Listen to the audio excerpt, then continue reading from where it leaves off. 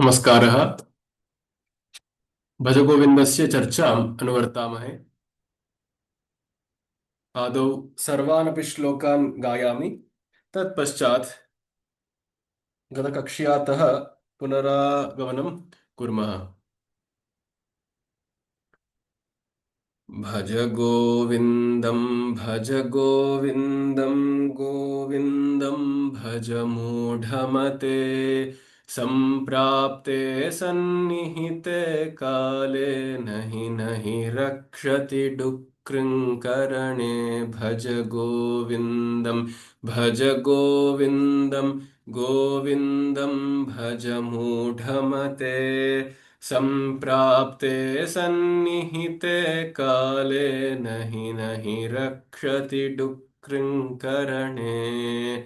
मूढजहीहि धनागमतृष्णां कुरु सद्बुद्धिं मनसि वितृष्णाम्। यल्लभसे निजकर्मोपात्तं वित्तं तेन विनोदय चित्तम्। नारीस्तनभरनाभिदेशं दृष्ट्वा मागामोहावेशम्। एतन्मांसवसादिविकारं मनसि विचिन्तय वारं वारम्। नलिनीदलगतजलमतितरलं तद्वज्जीवितमतिशयचपलम्। विद्धिव्याध्यभिमानग्रस्तं लोकं शोकहतं च समस्तम्। यावद्वित्तोपार्जनसक्तः तावन् निजपरिवारो रक्तः। पश्चाज्जीवति जर्जरदेहे वार्तां कोऽपि न पृच्छति गेहे। यावत् पवनो निवसति देहे तावत् पृच्छति कुशलं गेहे। गतवति वायो देहापाये भार्या बिभ्यति तस्मिन् काये। बालस्तावत् क्रीडासक्तः तरुणस्तावत् तरुणीसक्तः। वृद्धस्तावच्चिन्तासक्तः परमे ब्रह्मणि कोऽपि न सक्तः। का ते कान्ता कस्ते पुत्रः संसारोऽयमतीव विचित्रः। कस्य त्वं कः कुत आयातः तत्त्वं चिन्तय तदिह भ्रातः। सत्सङ्गत्वे निस्सङ्गत्वं निस्सङ्गत्वे निर्मोहत्वम्। निर्मोहत्वे निश्चलतत्त्वं निश्चलतत्त्वे जीवन्मुक्तिः। वयसि गते कः कामविकारः शुष्के नीरे कः कासारः। क्षीणे वित्ते कः परिवारः ज्ञाते तत्त्वे कः संसारः। मा कुरु धनजनयौवनगर्वं हरति निमेषात् कालः सर्वम्। मायामयमिदमखिलं हित्वा ब्रह्मपदं त्वं प्रविश विदित्वा। दिनयामिन्यौ सायं प्रातः शिशिरवसन्तौ पुनरायातः। कालः क्रीडति गच्छत्यायुः तदपि न मुञ्चत्याशा वायुः। का ते कान्ता धनगतचिन्ता वातुलकिं तव नास्ति नियन्ता। त्रिजगति सज्जनसङ्गतिरेका भवति भवार्णवतरणे नौका। द्वादशमञ्जरिकाभिरशेषः कथितो वैयाकरणस्यैषः। उपदेशो भूद्विद्या निपुणैः श्रीमत् शङ्कर भगवच्चरणैः जटिलो मुण्डीलुण्ठितकेशः काषायाम्बरबहुकृतवेषः पश्यन्नपि च न पश्यति मूढः उदरनिमित्तं बहुकृतवेषः अङ्गं गलितं पलितं मुण्डं दशनविहीनं जातं तुण्डं वृद्धो याति गृहीत्वा दण्डं तदपि न मुञ्चत्याशा पिण्डम्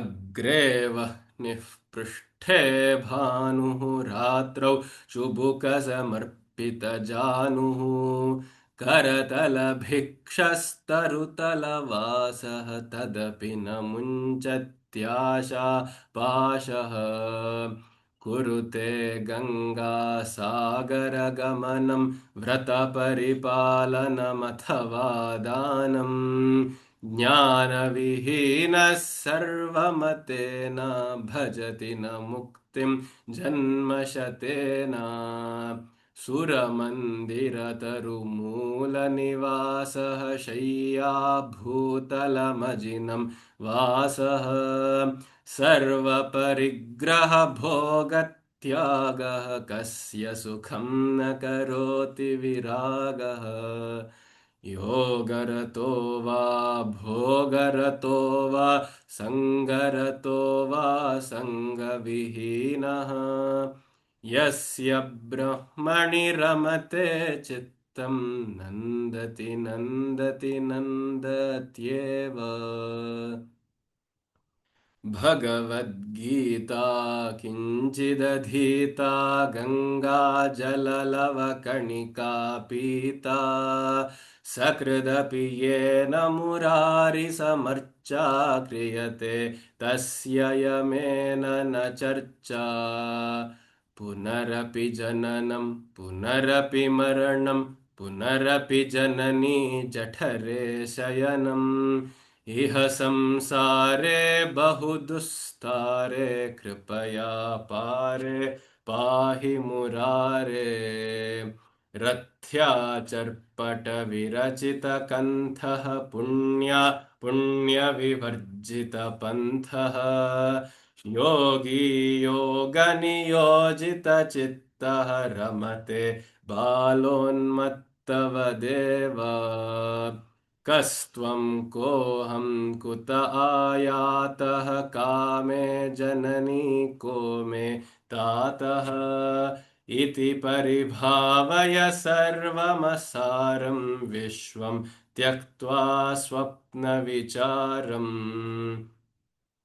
त्वयि मयि चान्यत्रैको विष्णुः व्यर्थं कुप्यसि मय्यसहिष्णुः भवसमचित्तः सर्वत्र त्वं वाञ्छस्य चिरात् यदि विष्णुत्वं शत्रौ मित्रे पुत्रे बन्धौ मा कुरु यत्नं विग्रहसन्धौ सर्वस्मिन्नपि पश्यात्मानं सर्वत्रोत्सृज भेदज्ञानम् कामं क्रोधं लोभं मोहं त्यक्त्वात्मानं पश्यति सोऽहम् आत्मज्ञानविहीना मूढाः ते पच्यन्ते नरकनिगूढाः गेयं गीता नाम सहस्रं ध्येयं श्रीपतिरूपमजस्रम् नेयं सज्जनसङ्गे चित्तं देयं दीनजनाय च वित्तम् सुखतः क्रियते कामभोगः पश्चात् हन्त शरीरे रोगः यद्यपि लोके मरणं शरणं तदपि न मुञ्चति पापाचरणम् अर्थमनर्थं भावय नित्यम् सत्यं नास्ति ततः सुखलेशः सत्यम् पुत्रादपि धनभाजां भीतिः सर्वत्रैषा विहिता रीतिः प्राणायामं प्रत्याहारं नित्यानित्यविवेकविचारम् जाप्यसमेतसमाधिविधानं कुर्ववधानं महदवधानम् गुरुचरणाम्बुजनिर्भरभक्तः संसारात् अचिरात् भवमुक्तः सेन्द्रियमानसनियमादेवं द्रक्ष्यसि निजहृदयस्थं देवम् गुरुचरणाम्बुजनिर्भरभक्तः संसारात् अचिरात् भवमुक्तः सेन्द्रियमानसनियमादेवं द्रक्ष्यसि निजहृदयस्थं देवम् मूढः कश्चन वैयाकरणो दुःकृङ्करणाध्ययनधुरीणः श्रीमच्छङ्करभगवच्छिष्यैः बोधित आसीत् शोधितकरणः भज गोविन्दं भज गोविन्दं गोविन्दं भज मूढमते सम्प्राप्ते सन्निहिते काले नहि रक्षति डुक्कृङ्करणे भज गोविन्दं भज गोविन्दं गोविन्दं भज मूढमते सम्प्राप्ते सन्निहिते काले नहि रक्षति डुक्कृङ्करणे नहि रक्षति डुक्कृङ्करणे नामस्मरणादन्योपायं न हि पश्यामो भवतरणे राम हरे श्रीकृष्ण हरे तव नाम वदामि सदा नृहरे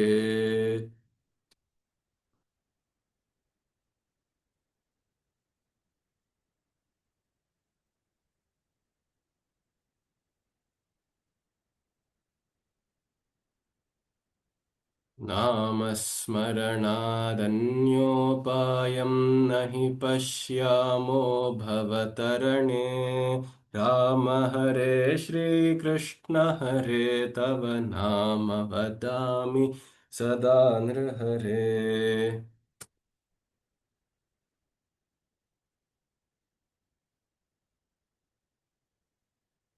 अस्तु अद्य वयं 12 श्लोकात् चर्चारम्भं कुर्मः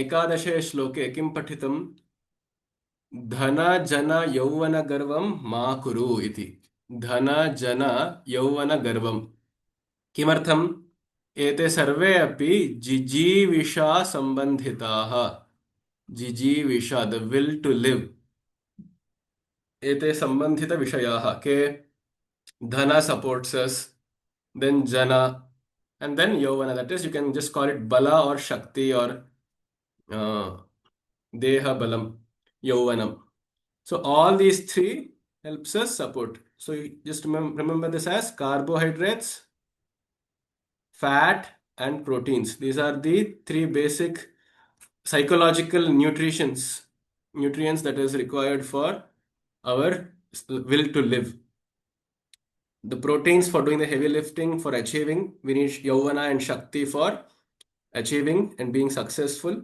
for doing something creative and bringing something new into the world and then we need dhana to maintain our status quo and we need jana for future reserves as potential future solutions to our vipads and apads but though it is the case he just advises garvam ma kuru let's not be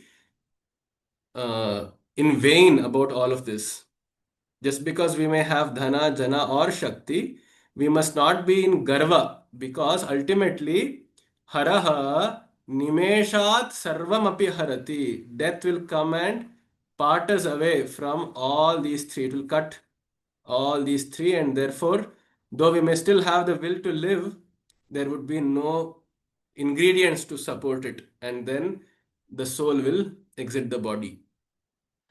So that is the case where Hara, Kalaha, Sarvam Nimeshat Harti. In a moment's time, he can snatch away and rob us away of all of these accumulations. Therefore, there is nothing to be truly garva, to be proud about or elated about, because it is actually not our own effort which has led us to the accumulation of our dhana, jana, and shakti. When do we get, when do we associate ourselves with pride? It is only when I have done something, I have accumulated, I have done it.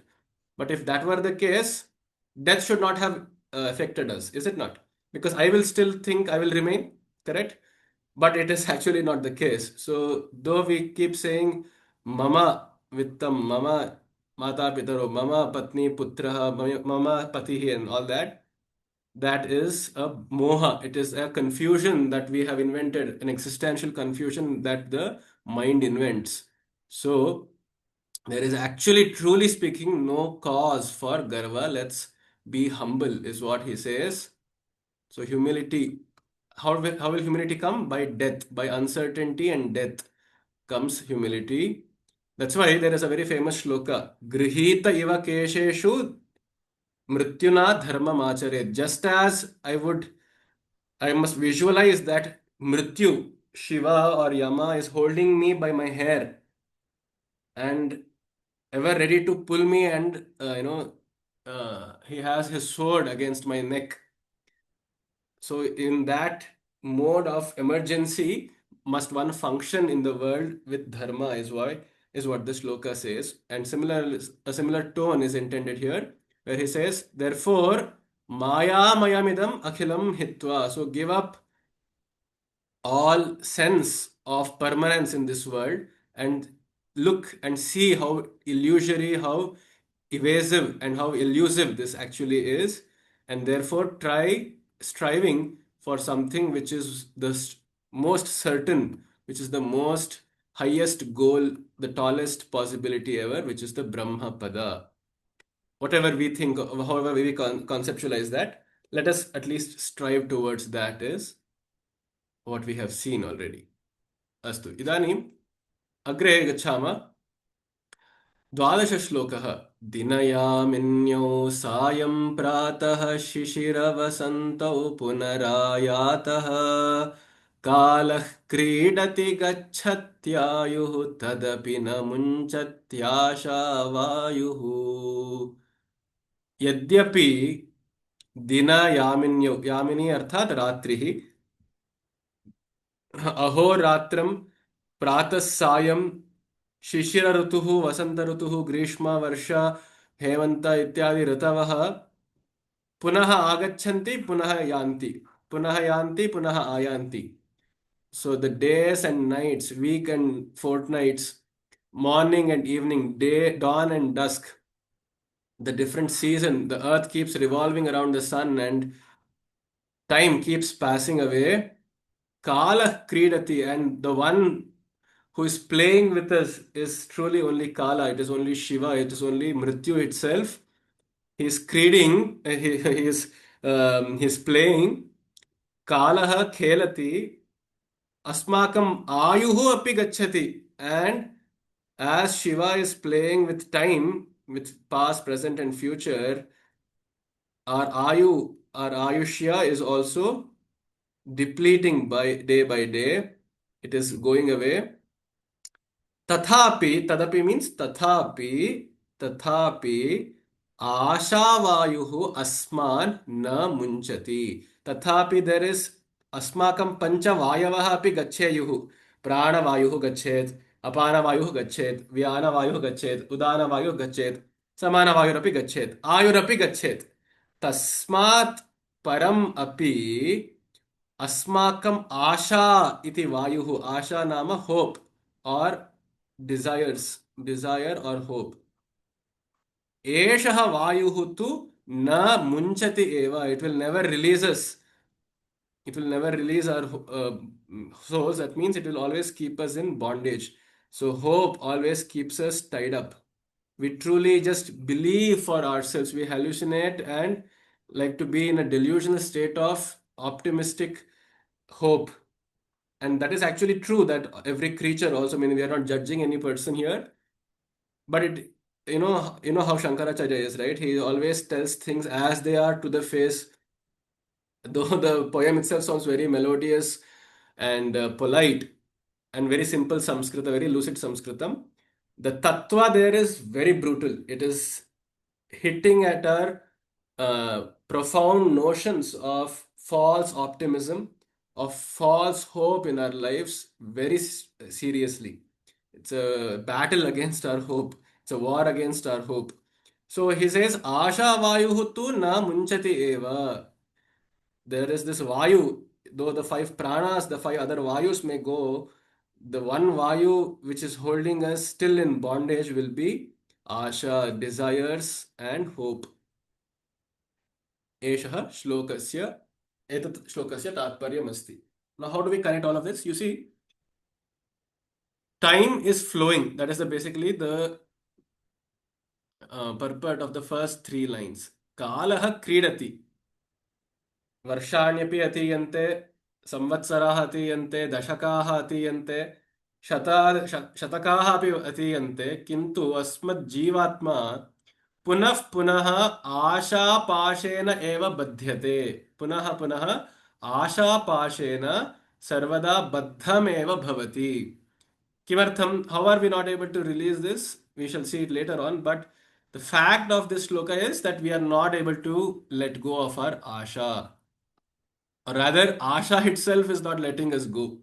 So asha has tied the soul down into the plane of materiality.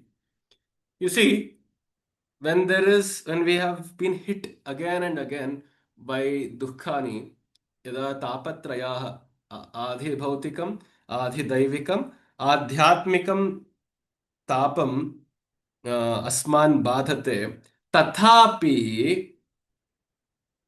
वयं कयाचित् आशया, देवस्य वा भवतु, श्रद्धया वा भवतु, प्रेम वा भवतु, कुटुम्बममत्वेन वा भवतु, केनचित् कामेन अथवा कयाचित् आशया अस्माकं जीवनम् अग्रे नयामः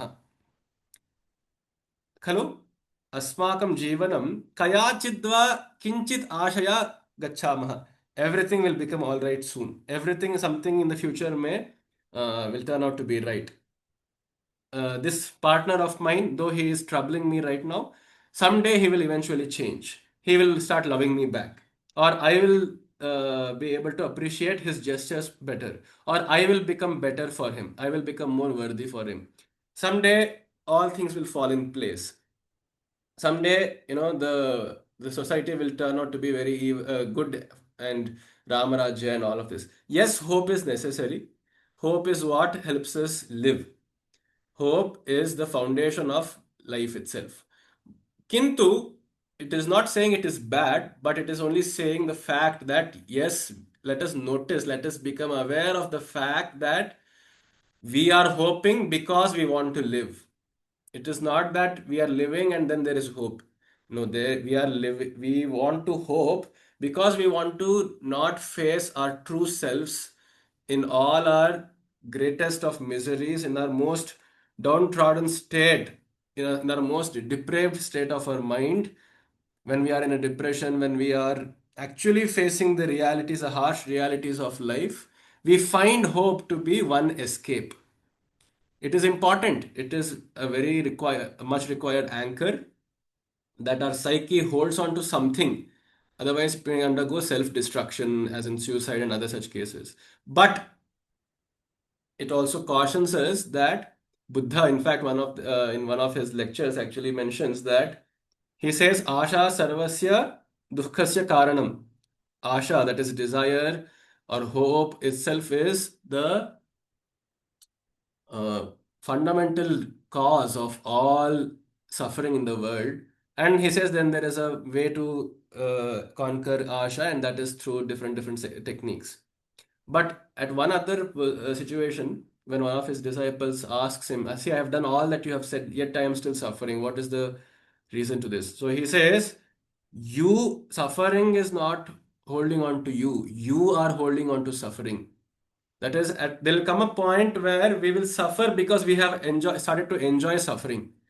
We will suffer because we have started to have a taste of suffering. We want to be in that low state. We want to feel victimized. We want to feel that we have been wronged. We may truly have been wronged. I'm not denying it. But ultimately, at some point, we must draw a line and say, enough of my victimhood. Now I shall roar like a lion and face life for what it truly is. So that is where the asha gets destroyed, is it not? So when we think of ourselves as a victim, there is a subtle asha, that desire in us, that some person will take notice of me. Some person will see how much I have toiled. Will some person or somebody else will appreciate that I have struggled through this? That is the root cause of living in a victimhood mentality. But then, if we are brave enough, if we muster the courage up to say, Jana Kripa Naishturyam Utsrujyatam, it says, Shankaracharya says in the Sadhana Panchakam, Jana Kripa Naishturyam Utsrujyatam. There will come a point in our sadhana where ultimately one has to stop seeking even subtly kripa of the janas around us, nor the naishthurya. We neither should seek validation nor pay attention to their criticisms. So that is ultimately, which is a very hard thing to do. Of course, we can only keep trying again and again, but that would be the ideal state, because then there will be no desire for validation. There will be no desire for uh, for seeking people's compassion, for seeking people's pity, nor seeking or running away from people's naishthurya, or indifference, or their unacceptance of our behavior, because in most cases we fear that. We fear that if I achieve something big, I want people to recognize me. I want people to appreciate and applaud me for it. But if they show naishthurya, if they show indifference, or even if they actually criticize and critique it, I'll be left into shattered and into pieces. So that what is the cause of this raga dvesha? That ultimately, like the Buddha said, is asha. And that asha, vayu, that wind will keep blowing throughout our lives, and it will never stop leaving us, is the purport. Abhiprayan suchayantu. You can always disagree, you can always agree, you can always share something very tangential also.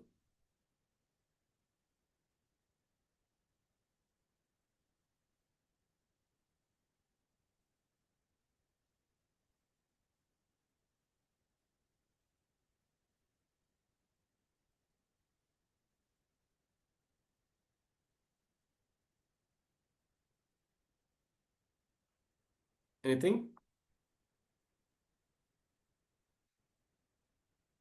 Giving and giving up life from a man's point of view or even an animal's point of view is very difficult. Please repeat that, So Arya. we say for an animal or even a man, human being, giving up life is very precious. Hmm. If you see an animal being hunted, it is escaping to save its life. Though it knows one day its end is going to come, but it doesn't want to be the victim of death. The same way is the man's desire also. The only difference is that you actually, how can I put it? You know that death is inevitable, but the man still being sort of so intelligent, nobody accepts. Okay, death is going to come, but we're not certain about when the death is going to come. If you know when your death is going to come, then you're going to be prepared and you'll live your life accordingly. where your death may come when you're 100 years old or when you're 15 years old. Very true. And the animal which is being hunted, if you see the looks in his eye, and say I've seen animals being trapped in the trap wire, animals being hunted by the lions, and the trapped animal, when it is being released by a human being, it is afraid whether the human has come in the form of death, or is he going to sort of protect me? And once it realizes that, yes, this human is going to protect me, it cooperates for it to be released from the trap wire. And that fear, once it is released, the fear is gone. And then it actually expresses its thanks and then walks away. I have literally watched this in front of my eyes. So I can express. So if all of us, if we knew that death is inevitable in 10 days' time or in a year's time, you prepare for your death. But death is uncertain, so you live in desire and to improve your life, you keep up your standards, work hard or whatever. Very true. Satyam. Satyam. Jnanamayam vachah. Satyam. Namaskara. Namaskara. Do you have any background noise or echo? नहीं आ रही है. It's very okay. Om Shri Gurubhyo Namaha. I agree with Madam who said prana, prana this one. Actually, every GV has one rule. Jivan Pashyatu Bhadrani. That's what our uncle was telling. Every GV has this one to protect their life. That's one basic rule. The another part is the reason to live. That is one thing. And for an example, we have seen so many elderly people or lonely people who don't have any this one to means or focus or goal to get up and do anything. They're just living for the sake of living. And the other part is people are a mind which is being held because of some needs or desire. That is bandhana. Satyam. But there are three aspects now. Just dismantle it or segregate it. The basic rule, GV has to live and it has to protect. That's the duty. And every GV has to have some minimum goal to live. But if the goal or if the desire itself is overtakes the goal and then it gets attachment comes in the picture. So this is three things.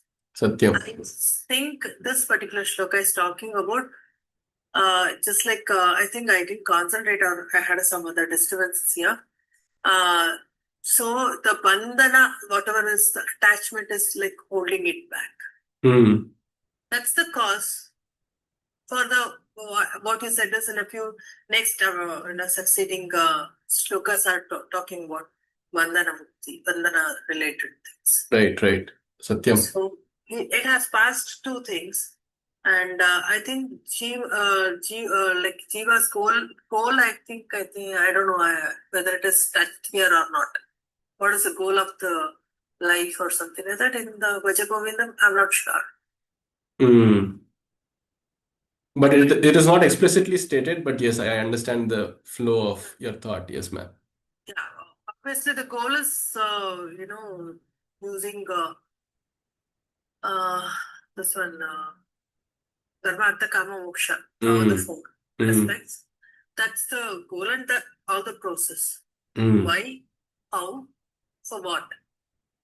And this is why this is going to be like, deviated is because of bandhana. Bandhana. Satyam. Very, Very Satyam. Very true. She actually, both of them have well summarized that how there is an innate desire in the organism to first live, is what the first Mahodaya spoke about, how every organism has the desire to live, or which can also be seen as fear of death. And then the other Mahodaya spoke of how there is the fear of death, there is a purpose, but there is also a purpose to life. But then, in trying to achieve the purpose of life, sometimes there are other desires which get invented by the mind, which may overtake the true goal, the purpose intended, and that will consume the entire life of the Atma. That is if I understood that well, this was the summary. Both are true. Let's see in the next shloka how we uh, find a solution to this bandhana, to swim across this ocean of mundanity and the cycle of desiring, achieving it, and desiring more, or the cycle of desiring, not being able to achieve it, going through rage and or sadness, and coming back and desiring more. So let's see how we break that. खाते कान्ता धनगतचिन्ता वातुल किं तव नास्ति नियन्ता त्रिजगति सज्जनसङ्गतिरेका भवति भवार्णवतरणे नौका. हे वातुल, हे वातुल, वातुल अर्थात हे मूढ़, किम तव नियंता नास्ति. Do you not have a person in within you who is controlling you? Niyanta means niyamakaha. Niyamakaha, controller. Do you not have a controller within? Atma niyamakaha nasti. Do you have no self-control in the sense? Do you not recognize that there is a person within us who is controlling us? If that is the case, if you do recognize it, how is it that you are calling some person your best of friends and best of lovers kate kanta and kate dhanagata chinta, and where is your chinta directed towards? It is going in dhanagata chinta, it is flowing towards money. So money is just one aspect here, used as a symbol to represent all materialistic pursuits and all relationship pursuits. All relationships is represented symbolically through kanta, that is through attraction. We get attracted to so many different kinds of people, either sexually, romantically, or as for business reasons or for friendship reasons, whatever it is. So we make a different variety of relationships. Then we also have dhana, that is wealth. We have wealth and relationships. So our chinta, our thoughts are directed always towards either of these. Ramakrishna Paramahamsa once called this Kanchana Kamini, Kanchana and Kamini. Though, of course, he was talking to a male heterosexual disciple, so he must have told Kamini, but you can just say Kami also very well in the equally. You can say either a person who is desirable, be it a male or a female. So basically, Kama and Artha. Kama and Artha. These are two pursuits into which most of our energy, thoughts, chinta goes away. That is why the question, yes, this is important, kama and artha. Kintu niyanta nasti kim? Do you not have a person controlling you, controlling our thoughts to direct them also into dharma and moksha? Dharma and moksha. As Usha Arya previously pointed out, there are four purusharthas, and none of them is bad or good. There are four different natural needs of a human organism, and it is a limited drishti to make our thoughts flow only into kama and artha, only into jana and dhana, only into relationships and wealth. So he says, O Mudha, he Vatula, Kim Tava Niyanta Nasti, Yaha Asmakam Chintanam, Chintaha Sarvaha Api, Chaturshu Purushartheshu Visrijed.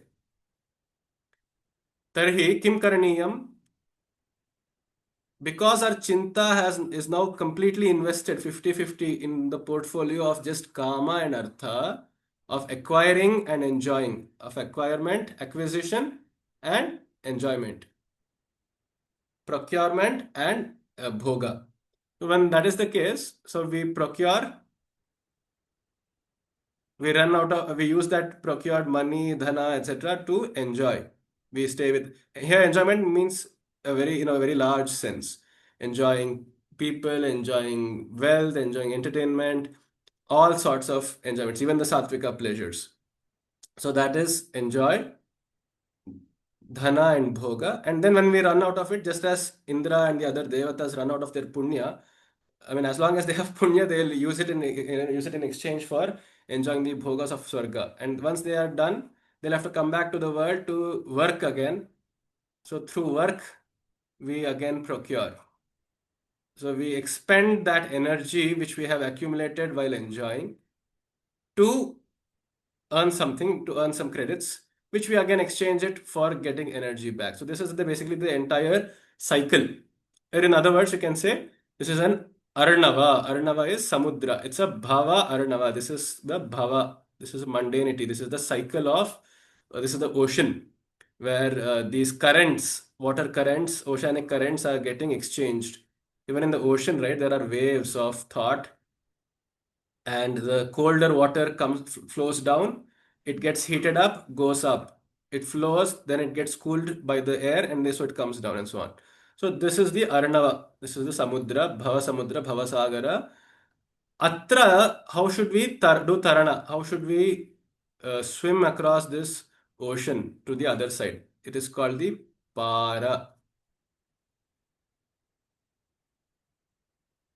How do we go across the Samudra? We need a boat. We'll need a boat for it. Na nauka. What is the nauka?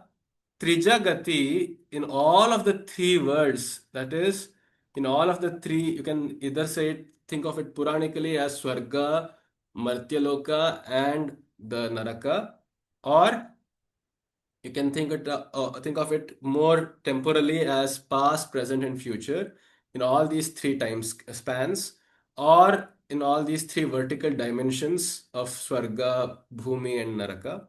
Or you can think of this as in three states of consciousness itself, that is, in waking, dreaming, and in deep sleep. In any of these three triad states, Sat Jana Sangatir Eka. Eka Nauka. There is only one Nauka. There's only one ship which will carry us across, and that is Sat Jana Sangati. As we have seen already, it can have two meanings. Sat Jana is people who are good. Athava Satam Sangatihi, the accompaniment of truth itself. That is, we make truth itself our company. We always seek and recognize that our soul is yearning for something which is the vast, which is something the truth, the reality, the biggest, the largest. So that sangati, if we have, that chinta, that thought of Satya, or if we can, if we, by blessings of, parents or guru or whatever, if we have good people and role models, so to speak, to look up to, then such Sangha alone will help us carry across this mundanity. This is the premise of this shloka. We have seen a very similar shloka earlier too, where Satsangatve Nissangatvam. And why is Sangati being told? Because you ultimately, our goal is to evade this chakra. It is to stop participating in this hamster wheel, uh, where we are expending energy to gain energy. Correct? this carrot and stick model we are utilizing. So now, when will we finally get away from this boredom? There's a very strong existential boredom, which is how it manifests as the midlife, quarter life, and end life crisis. That we our soul recognizes that there is something boring about this life. After we have experienced everything, now we have understood how life is. And we understand that life is very disappointing. We had come with a lot of dreams. We may have achieved them, we may not have achieved them. We have at least had some experiences which shows us how it is just a cycle. And then there is a very strong, intense boredom which comes with life.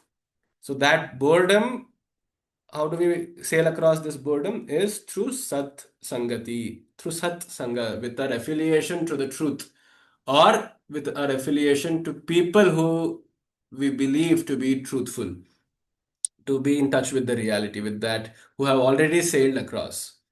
So people who have already sailed across, they may throw us an anchor through which it will help us go there, or we will ourselves throttle our ships with the fire of Satya. So there was a rishi called Satyakama, whose intensity for truth, and it is not just truth in the sense of Harishchandra's truth of telling what has happened as it is, not telling lies is not there. The definition of Satya, there Satya means the longing for that highest thing. So that Satya Kamata is itself the energy which helps us boost the wind, the mast which is helping us sail across this bhava.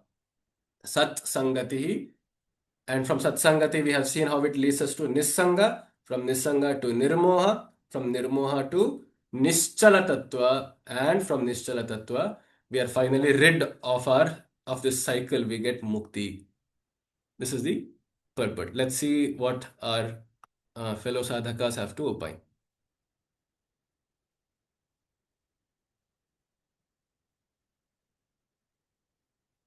Vadantu. Sorry, I don't have anything to say. I'm getting ready to go out. I've got to catch a train. Oh, astu, astu. Astu, Shubhayatra, Shubhayatra. I'll keep listening until I'm ready to go. Okay, astu, astu. धन्यवादः. यदि कश्चन अभिप्रेतुमिच्छति,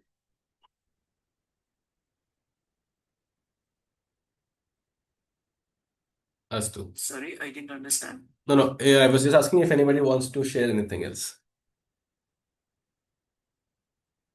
अस्तु, अग्रे गच्छामः. द्वादशमञ्जरिकाभिरशेषः कथितो वैयाकरणस्यैषः उपदेशो भूद्विद्यानिपुणैः श्रीमच्छङ्करभगवच्चरणैः. Please correct this. It is Bhagavat Charanaihi. This is not the Mahaprana, it is the Alpa Pranacha. Bhagavat Charanaihi. Srimad Shankara Bhagavat Charanaihi. Dwadasha Manjarika. Manjari is a bouquet. Manjarika Dwadasha. A bouquet of 12 pushpas, of Jnana Pushpa, pearls of wisdom, has been imparted by whom? By Bhagavat Pada, Srimad Adi Shankaracharya, who was a Vidya Nipuna, who had understood the true essence of education, of knowledge, and of Vidya itself, of the Parama Vidya. So then what he did, he gave an Upadesha. Upadesha Abhut. He gave an Upadesha. It was told unto whom? It was told to the Vayakaranasya. It was told unto the Vayakarana, this old aged grammarian, sorry. And Asheshaha, all of this, Asheshaha Upadesha, all of this Upadesha, these 12 shlokas that we saw, that right from Mudha Jahihi Dhanagama Trishnam till this Bhavatarane Nauka. This bouquet of 12 roses has been has been bestowed by Srimad Adi Shankaracharya to the Vayyakarana, which means the subsequent few verses have all been contributed by his Shishyas as they were walking down from Kashi as a band of sannyasis and sannyasinis. Some of his Shishyas also contributed in the same Chandas, to and added some more Upadesha, or you could say they elaborated some more parts of his Upadesha in deeper into deeper shlokas. Let's see what they had to say. जटिलो मुण्डीलुण्ठितकेशः काषायाम्बरबहुकृतवेषः पश्यन्नपि च न पश्यति मूढः उदरनिमित्तं बहुकृतवेषः एष श्लोकः ये ये असत्यवादिनः असत्यसन्न्यासिनः सन्ति तेषां खण्डनं कुर्वन्त्यस्ति. So it remarks, it's reprimanding all those who are false religious leaders and who spearhead themselves to be the saviors of earth, be it from a religious angle, political angle, economic angle, or a service angle, any of these four. Those who herald themselves as to be the saviors and therefore amass a clout. And people, I mean, of course, there are some good people who also amass a clout, but this is targeting those who make a big paraphernalia of things merely as a way to build a cult. So what does it say? Jatilaha mundi lunchita keshaha kashayambara bahukrita veshaha. Jatilaha is those who have a jata. So there are different orders of monks. Kechana jati, they'll have a jata flowing from their head. You would have seen such monks in the Kumbh Mela too, or it could be in the other paramparas too. Then there are some people who are mundi. They are clean shaven heads. Some people completely shave off their head, body hair, and everything. Then lunchita keshaha, and there are still others who in public show how their self control is over their body and have conquered pain by publicly asking or publicly removing their hair from using their own hands. So they actually apply some gel or some powder which will loosen the hair strands and they will pull it out. It is a very painful thing, but still they will show it in public as a proof of their complete victory over pain. Or then there are others who wear a kasha yambara, who wear orange ochre robes and you know be the typical sannyasi. Ityadi bahukrita veshaha, and there are more other such veshas. You could have a cross, you could have a skull cap, whatever. So there are so many different varieties of people who, in the name of religion, though they may be disingenuous, they may be truly not have achieved anything, they don't have anything to give to others, but verily for the sake of udara nimittam, for filling their own udaras, for filling their own stomachs, they go into bahukrita veshaha. They put on many disguises for udara nimittam, and the mudha, the greater fool, is the one, the follower, the mudha, yaha pashyan api cha na pashyati. Though the follower understands and sees the leader, the cult leader, and sees all the red flags, yet he or she will choose to ignore it. So pashyan api cha na pashyati. So it is the subconscious keeps alarming. This is not the right person. This is a bogus guy. This is a charlatan. Yet the persona, the conscious mind will say, "Ere no, keep quiet. He has helped me. She has brought a purpose to my life. He has helped me through my bad times and so on and so forth." So we will make a reason up, we'll conjure a reason up, while the subconscious and the body will be alarming. This is not the right person, this is a toxic guy, or maybe this is a toxic cult. Yet we will choose to ignore it. Who does that? A mudha, one who is himself or herself in a state of utter confusion. there is not just confusion in the, I'm not confused about mathematics or confusion about arithmetic, not that confusion. The existential confusion where I don't know what I want, or I seemingly know what I want, but my subconscious is still not on board with it. So that fight, that clash between our own subconscious and the conscious, which Freud and Jung talked about as the animus and the anima, the persona, the ego and the subconscious, the ahankara and the chitta. This constant fight, this dust of confusion has risen in the air in our own mind space, through which the truth of the external world, forget the actual ultimate truth, the truth of the external world, that is how things actually are, will be so evident to us, which we may actually recognize in retrospect, in hindsight, after many years after we have left the cult or something else. Then we'll laugh at ourselves and see how could I have missed that red flag, is it not? So that is one attack on the followers, whereas this shloka also attacks the people from different all faiths. You could actually think these jatas could be talking about, Hinduism itself. The mundis are usually the Buddhists because they completely shave off. Then the lunchita kesha, those who pluck out their hair, are usually the Jains.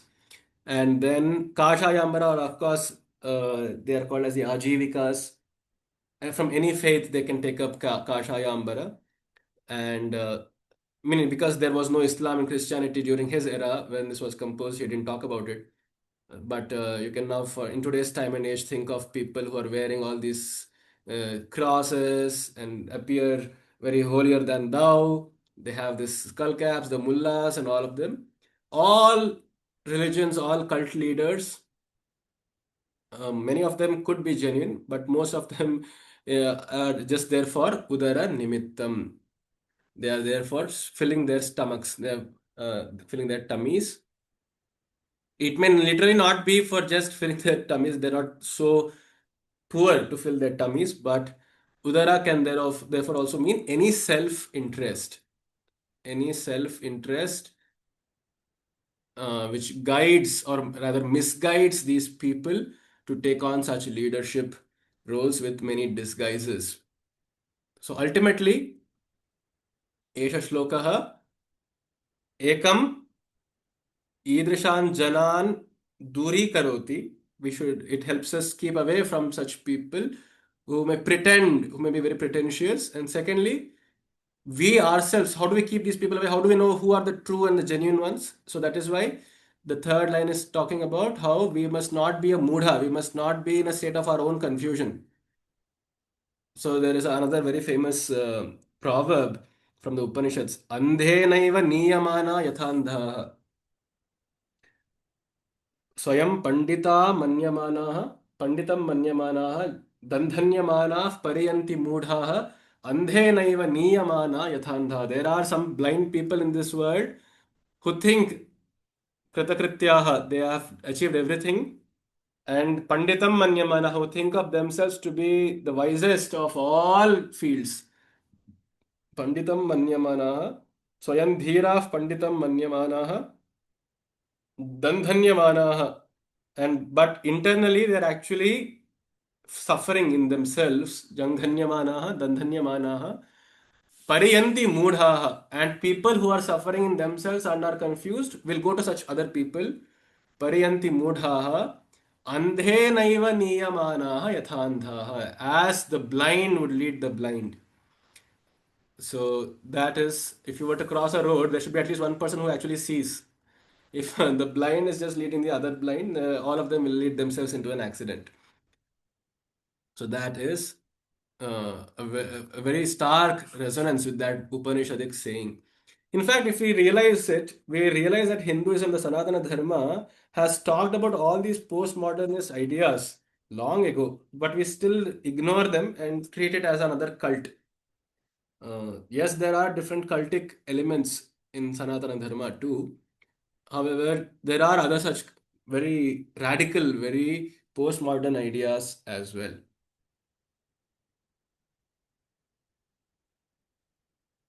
So this shloka is, by criticizing and critiquing them, is actually giving the power in our own hands. It is giving back the power in the hands of the followers. We usually think we actually submit our powers to the leader.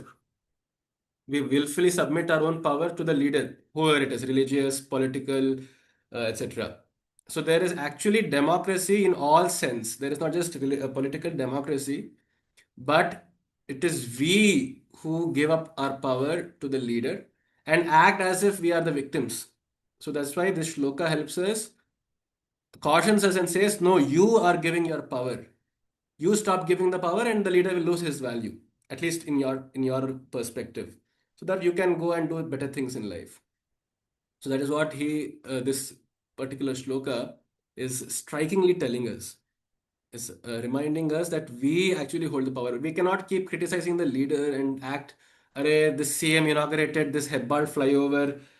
He came 20 minutes late. He came that late, this late. Oh my God, this society is so corrupt. It is we who are electing such people into power, is it not? So we are the mudhas who are to be blamed. We cannot influence our own family to say to come and vote properly. We are the mudhas who will look at only short-term benefits, 5,000 rupees, pressure cookers, bottle of wine, and so on, and get enticed and go and vote for such people. And yet we are ones to complain that, oh my God, Hindutva is in crisis. The world is burning. There's such corruption everywhere, and so then we leave the country. And there also we'll go and we'll not be happy there. We'll also start complaining there because there also we'll give up our power to somebody else and we start complaining. So it is time we take back our own powers and see that we are actually not mudhas. We are really jnanis in ourselves, and that will come when we remove our internal confusion. When we are no longer confused with our lives, when we know what we want and we are achieving it with full force, then the power remains with us. Any abhipraya?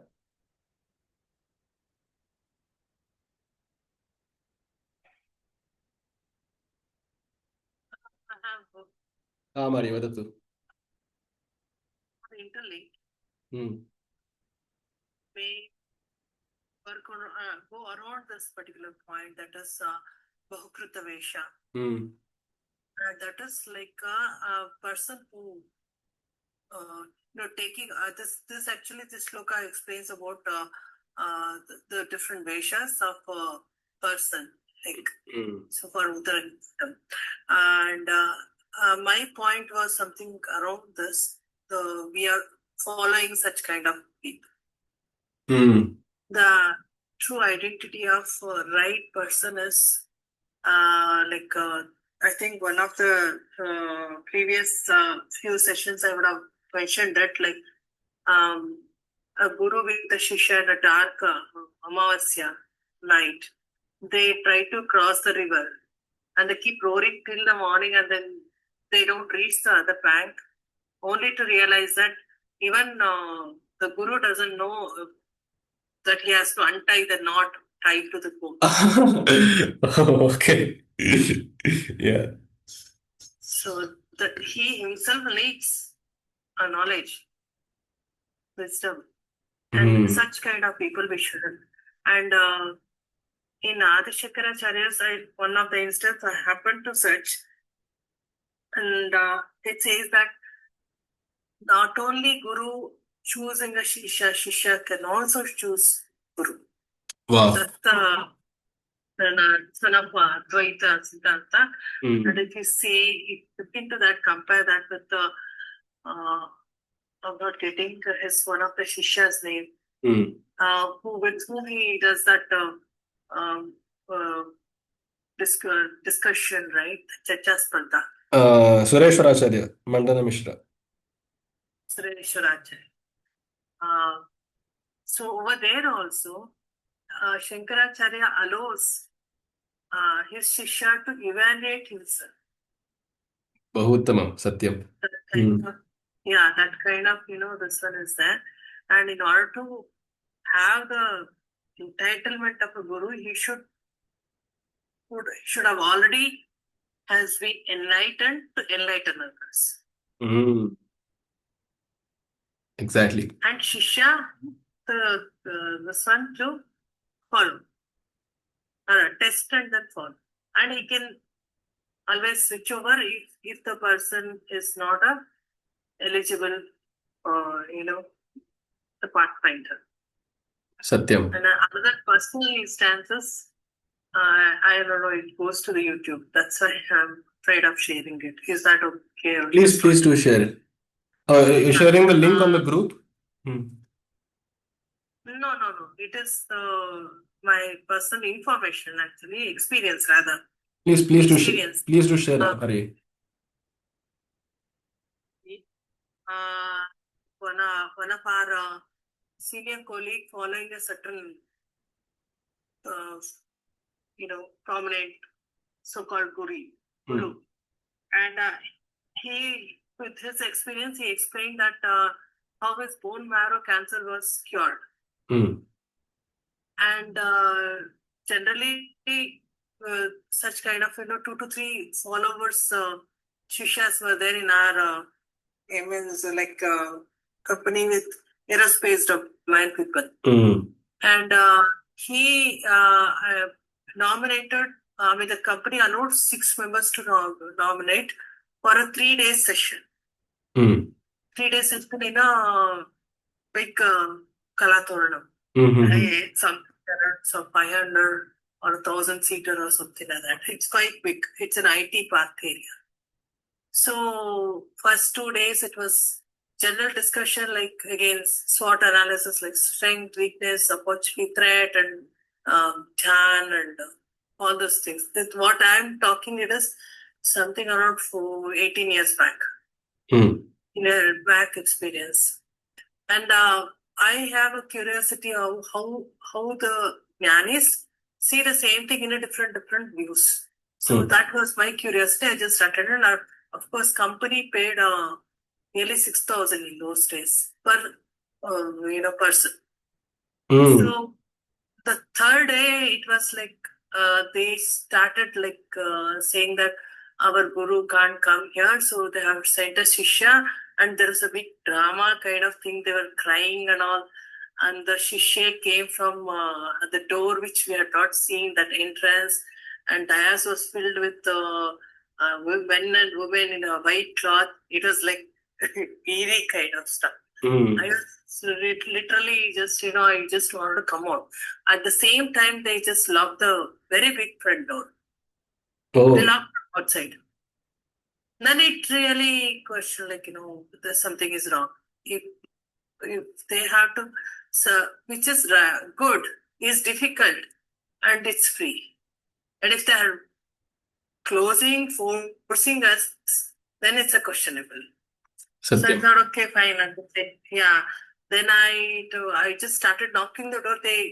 I could able to hear the followers outside, and then near the door they were discussing something, and they were forcibly closing the door, and the door was very thick, nearly 2-floor height door it is. It's like right, and they started questioning me, and then they said, you are losing certain things, and they were almost angry for me, going out. Yeah. I just gave my son is not doing well, or my son needs me or something like that. I had to give us up. Excuse, and then came out. Luckily that day our Guruji was here, and then I explained all the things. He was quite angry. I couldn't understand what actually. Per head 6,000, he multiplied by so many people. It's only 60 lakhs or something like that they just spent. 3 crores they earned. What are they going to do with that rest of the money? And whatever karma they do, that you will also have the part of it. Satyam. So, and I said, just wanted to know, our Guruji has given that kind of thing, yeah, we have Swatantra to ask a question. Of course, it should be decent enough and then sensible enough. And I said, Guruji, I just want to know how different you are from others. And I want to know how other gurus see the same thing, but in a different way. Then said, look, who are preachers? They should first practice.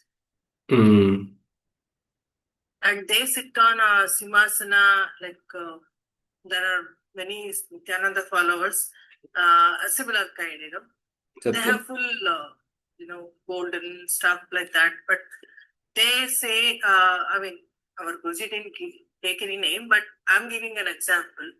They are sitting on a very luxurious thing and they have 5 times food and all the luxury things. And whoever comes with a pain or a sorrow, saying that you fast so many days, how justified it is? First, practice it, and that should become a preaching for the other, whoever wants to get our direction. Satyam.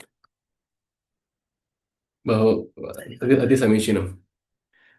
Arya, exactly, I mean, with the help of an illustration of her own anecdotal experience, she has basically summarized how there can be Bahukruta Veshaha for Udara Nimittam, and she was personally courageous enough to leave that particular setting.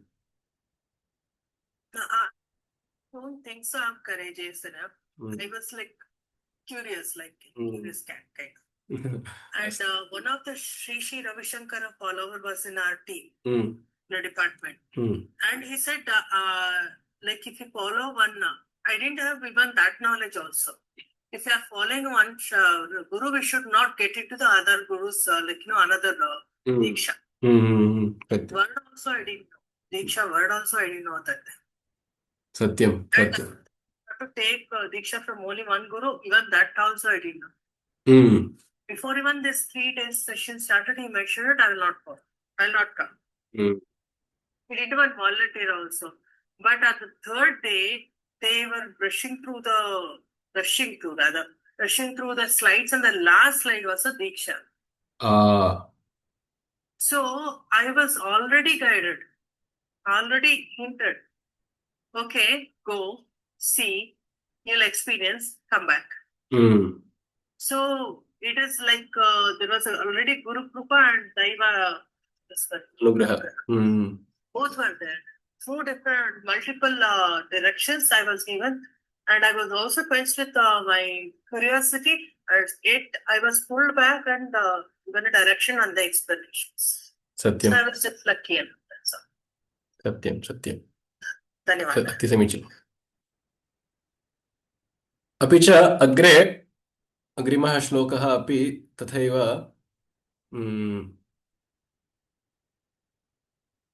वार्धक्ये सति अपि अस्माकम् आशा अस्मान् कथं न मुञ्चति इति पुनः उदाहृतम्. तत्र वयं दृष्टवन्तः यत् दिनयामिन्यौ सायं प्रातः शिशिरवसन्तौ पुनरायातः कालः क्रीडति गच्छत्यायुः तदपि न मुञ्चत्याशावायुः इति. तदपि न मुञ्चति आशावायुः इति अधिकृत्य पुनरेकः श्लोकः अत्र चर्चितः. अङ्गं गलितं पलितं मुण्डं दशनविहीनं जातं तुण्डं वृद्धो याति गृहीत्वा दण्डं तदपि न मुञ्चत्याशापिण्डम्. अङ्गं तस्य देहस्य अङ्गम् अङ्गानि गलितानि is they have weakened. They are completely malnourished. Angam galitam. Tasya mundam api palitam. He used to have hair. Now he has lost hair. He has gone bald. Palitam mundam. Dashana vihinam. He used to chew stuff very proudly with his teeth.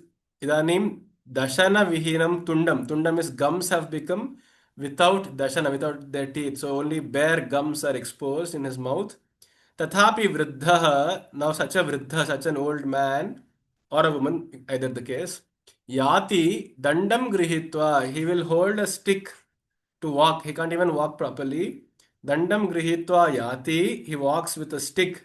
Tathapi, asha pindam na munjati. Still, he carries along with him a metaphorical bag or a ball of Asha. He still carries Asha in his bag. He will not let go of that Asha.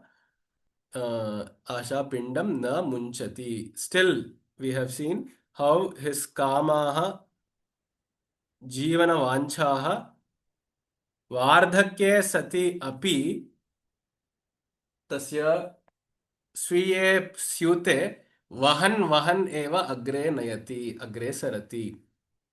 So basically, it's a commentary on how, with age, I mean, this is actually slightly contradictory with what we had seen earlier, Vayasi kate kah kama vikaraha. But here, it is telling, with age also, we can still, our kamas may have gone down, our daihika kamas may have gone down, but still there could be other ambitions still remnant with us, which will never go down to zero. So, with those remnant kamas, with those ashas, though a person of very advanced age will still continue carrying it on. And we have seen this in our own lives. There can be many people, again, no offense to anybody, but we all would have experienced how our grandmas or grandpas or whoever other relatives, cousins of theirs, there is a very noticeable difference in each of these old people. Some of them have really become very mature, not just their body, but as you said, ಹಣ್ಣಾಗಿರುವಂತ ಮನಸ್ಸು in Kannada. So their mind has now become very paripakwa. So they have understood how to let go and how to attach. They know the secrets of it. But yet others will still start imposing their views and opinions on their children. They'll still hold on to their bank accounts, trying to make some more, a little more money here and there, say, become very miserly. Or sometimes there are other peoples who will become so attached to the objects around them, maybe the constructed building or so on, that even a small crack in the wall is like a crack in their own hearts. So there are such examples, and of course not just of men, of women also, where even with age, there is some degree of intense attachment.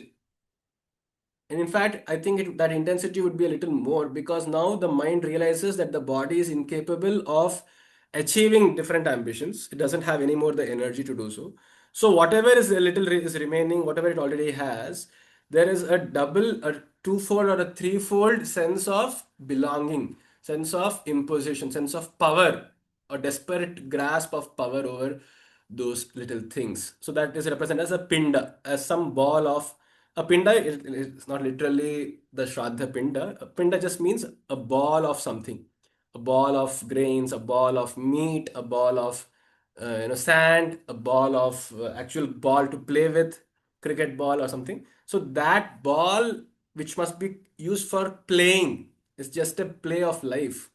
This old person will hold on to it. He will grasp the ball. He will not bowl it. He has the stick to play, maybe like a cricket. But if the bowler is not releasing the ball, there will be no game. And the batsman has to use the stick to hit. He cannot just clasp it to make himself stand.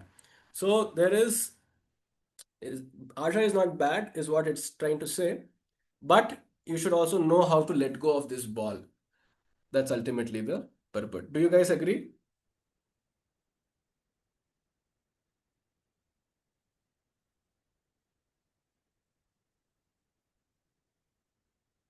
Yeah, totally. There is something called Vayovruddha Manovruddha. Hmm. Satyam. Can you just elaborate that? I think in Raghuvansha, I think Manu's details or Manu or Raghu, I think. It details like he is, by mind, he is Ruddha already. But he Hmm. is very strong, like capable. How stronger, valorous Kshatriya he is. Ah, Yeah. Satyam, Satyam. So, Manovradhata asti. Satyam. And that Manovradhata might be the ability to possess Asha, to possess desire, but in a very playful manner. Krishna also says, Dharma viruddho bhuteshu kamosmi bharatarshabha. I am in the form of kama, but the only condition is it must be backed up by dharma. So, dharma there would mean the ability to uh, look life from a very larger perspective, from a bigger picture, and understand. through jnana that it is a play of life. Kama would be a play. Uh, Even kama, the word derivation is from the dhatu kamu, which means kanto, to get attracted, to get kshepa, to get thrown from one place to another. So quite significant there that kama, that is asha, could just be used as a means of time pass rather than, like Arya had earlier told, not allow it to dominate and consume our original purpose. We shall see a few more shlokas of us in a similar vein. Agre vahne prishte bhanuh ratrau chubuka samarpita januh karatala bhikshastarutala vasah tadapi na munchatyasha pashah. Kaschana bhikshukah upavishati tatra. So now the previous shloka talked of a man who would be, let's say middle class. He is quite wealthy enough to take care of himself, yet because of his vayovriddhata, because of his senescence in his body, he will he has at least the means to hold onto a stick, carry a syuta, and go to the bank, come back, and do all that. But here is an example of a bhikshuka who agre vahnihi. He is sitting before a fire. Prishthe bhanuhu, and towards his back, he's sunbathing with the sun behind him, with the morning sun behind him. Yet he wants an agni before him. Ratrau, and at night what happens? Chubuka samarpita januhu. Chubuka is till his chin or till his forehead. He he curls his body up. He curls his body up to protect himself from the the cold weather. So he curls his body up mm, till his knees are touching the chin. He sleeps this way with a chubuka ratro chubuka samarpita januhu, which means he has nothing to cover himself with. He doesn't even have the money to afford a bed sheet or or some clothes. Karatala Bhikshah Tarutala Vasaha. And where does he live? This fellow lives under a tree. That is his only house. Taru Rukshaha, Tarutala. At the beneath a tree, his Vasa happens. And what does he eat? Kim Bhikshaha, Karatala Bhikshaha. Whatever, he doesn't even have the money to afford a bag or a bowl. His hands itself, his palms, his extended palms itself become the begging bowl. So he asks for how much ever his palms can hold. So only so much grains he has. Tathapi Ashapashah na munchati. Yet there is still a noose around him. A pasha is there around him, and that pasha is asha. That is, he still has an ambition that one day he will become rich, that one day he will be able to have an ice cream, that one day he will live and see himself driving a car or maybe some scooter at least. So that ambition is still alive in this fellow who is terribly impoverished, terribly, below poverty line, and absolutely has no means to feed himself and fend for himself. Yet, Asha will not even live such a person. It is not that this fellow is now suddenly become a sannyasi. We see so many people on the roads begging, uh, and this is also a comment on people who have the power to work, yet will choose not to work. So that is also slightly implied in the sense that because he is sitting in front of an agni, in front of a fire, Prishthe Bhanu, he is relying only on the sun for his warmth, and yet he can fold his legs and curl up to his chin to sleep at night. So he definitely has flexibility of the body at least to do that, and he has definitely the energy to go and do bhiksha. Yet for whatever, either his own circumstances or his own lack of will to work has led him to this situation. Yet Asha is not going to take mercy on him. Kamanas are not going to take mercy on him. they will still put pasha, their noose around this fellow too. So Asha has no sense of capitalism or classism. She will attack, he or she, you can think of either Kama or Asha, one of them, will put their noose around a rich man also and equally around a poor man.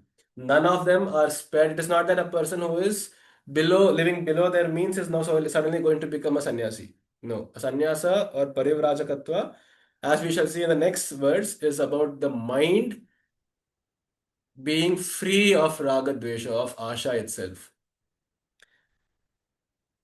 न निरग्निर्न चाक्रियः यम संन्यासमिति प्राहु योगन्तं विद्धि पांडव न हि असंन्यस्त संकल्पः योगी भवति कश्चन.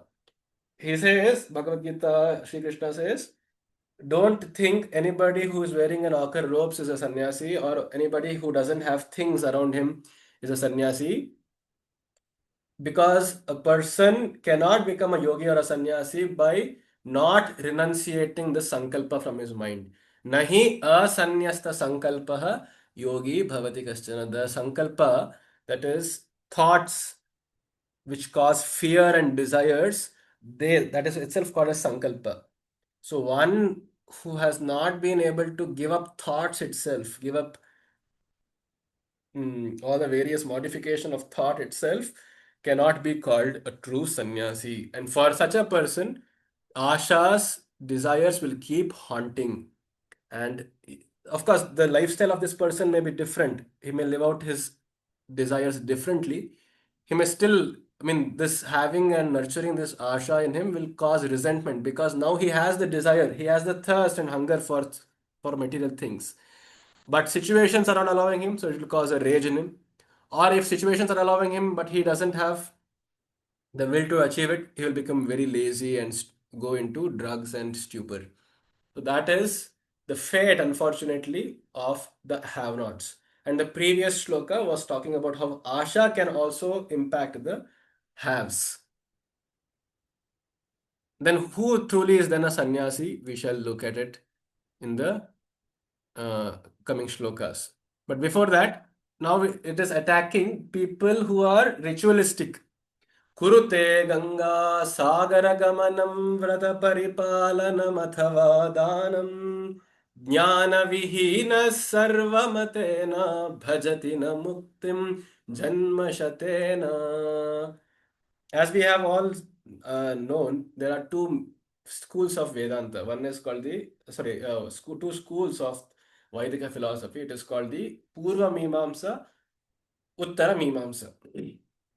Purva Mimamsa is a school of thought which says ritualism, which favors ritualism, which says there are certain methods and techniques as described in the Shastras, like in the protocol manual.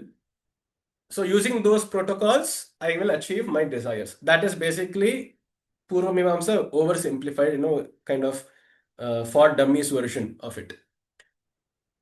That is their basic philosophy. There are certain scriptures which are unquestionable, which are called as the manuals, which the Purva Mimamsa school calls the Vedas, the Brahmanas, the Aranyakas, and all that portion, called the Karma Kanda. I mean, it was told at those times where Vedic rituals were very prominent. Ashwamedha, Rajasuya, and other Vaidika Shrauta rituals were in vogue. In today's times, I mean, even at his own times, ritualism expresses itself through different yatras, religious yatras, different vratas being done, different disciplines and austerities taken up, doing dana, doing a shoi dana, and doing all these bhajanas, walking, doing processions in the streets, doing a Ratha Yatra, and all of this. So there is a very external angle to rituals. I mean, ritual itself is a very external thing. So in today's time and age, that is what our mode of bhakti is. That is, we have yatras, we have processions, we do pilgrimages, then we do vratas, we do austerities, we observe this vrata, that vrata, we do this tithi, that tithi, and then there are some homas and pujas. Then we do dana. You know, there are these astrologers who will say, okay, you have Shani dosha, donate slippers. Okay, you have Mangala dosha, you give a red cloth on this time of the day. On these many days, you give it to them. I'm not saying it is wrong. It is only saying if you are looking at it only from an external point of view, then Adi Shankaracharya and his disciples are opining that Jnana Vihinaha Janma Shatena Api Muktim Na Bhajati. If you are expecting to get moksha, he's telling to me, if I am expecting to get moksha through any of these, good luck to you, brother, because you will never achieve it. Because even if you take 100 lifetimes, Shatena Janmana Api, even through a Shata lifetimes, 100 lifetime, I keep doing all of this Dharma Karya, as is popularly understood as Dharma, Muktim na bhajati. So the idea is Dharma eva sarvasya karanam. Dharma leads to moksha is what we understand. And Dharma also supports Artha and Kama. But this shloka is actually saying no. Dharma along with jnana alone will lead to moksha. It is not dharma alone which can lead to moksha. It is yajna, dana, tapaha. As the Bhagavad Gita puts it, yajna, dana, tapah, karma, natyajyam karyameva tat, yajno danam tapaschaiva pavanani manishinam. Manishis will get pavana, they'll get purified through yajna, dana, and tapas, or in other words, through different external modes of bhakti. But nahi jnanena sadrisham pavitram vidyate. The final cleanser of the mind, the final secret ingredient which makes life tasty and which makes life mukti very ananda full is jnana. So jnana should be added. It's like the salt you're adding to the other ingredients to bring out the taste in them and make it rasa. And if you don't add it, all of it is going to taste very bland and they're not going to get digested well in the body. Kurute Ganga Sagara Gamanam. Such examples are Ganga Sagara Gamanam. Ganga is going to Ganga, Kashi, and all that. Sagara is, of course, the Samudra, the Indian Ocean. That is to Rameshwaram or the other Jyotirlingas, Jagannathapuri, and all these kshetras you're going. He says to me, Vrata Paripalanam Athava Danam. You can keep doing dana all your life. You know, you become a multimillionaire and then give 10% of your wealth to other people. Still, you will not get there. Vrata Paripalanam Athava. Or you start doing all the vratas. You do Gauri Vrata, Ganesha Vrata, Shiva Vrata, you do Jagarana, do Ekadashi, Shashti, Saptami, Ashtami, Amavasya, Purnima, any vrata you keep doing all throughout 365 days of the year, still you will not be able to get there. Kimartham? Because all of this is jnana vihinaha. Sarva matena. All thoughts, all logical constructions, all philosophy has summarized this alone. That from all mata, I am telling you that jnana vihinaha chet, if it is without knowledge, without understanding, without the humility got through vidya dadati vinayam. So without that humility, which is the sign of jnana, and the jnana also here refers to the jnana experience of, to some degree, the sense of oneness. So aikyasya jnanam nasti chet muktim janma shatantare api na bhajati. One will not be able to get to mukti even through 100 lifetimes. So this is a direct attack on karma siddhanta, on just extroverted karma siddhanta. That is, if you're just thinking, yeah, these are just methods and techniques, I'll follow all of this. You know, we have read of such stories, right, in the Puranas. I will do tapasya for 1,000 years, I will get a boon, then I will conquer the world. I will do Ashwamedha Yaga, I will get the Padavi of Indra, then I will rule the world.